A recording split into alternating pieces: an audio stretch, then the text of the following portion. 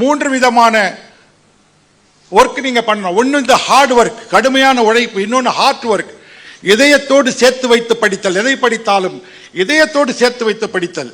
இதைத்தான் இறை என்பவர்கள் அன்றை குறிப்பிட்டார்கள். அடுத்தது ஸ்மார்ட் ஒர்க். இந்த ஸ்மார்ட் ஒர்க்கும் மூன்று இருக்கணும். Hard work, hard work, smart work. இது மூணும் இருந்ததுன்னா எது எதையெல்லாம் நமக்கு புரியாமல் இருந்ததோ, எது எல்லாம் பிடிக்காமல் இருந்ததோ அவையெல்லாம் பிடித்த பாடங்களாக இங்கே மாறிவிடுகின்றன.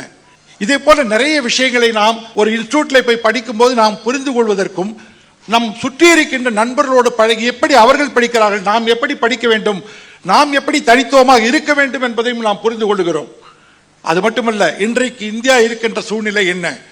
2047 இந்தியா ஒரு பெரிய வளர்ந்த நாடாக வரும்போது அந்த வளர்ச்சிக்குரிய பணிகளில் are we not supposed to be a part of the development story of India?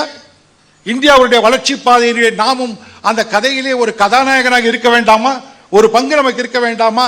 ஆக அப்படி தேவைப்படுவர்கள் நிச்சயமாக இந்த போட்டித் தேர்வுகளுக்கு தங்களை தயார்படுத்திக் கொண்டு எழுத வேண்டும்.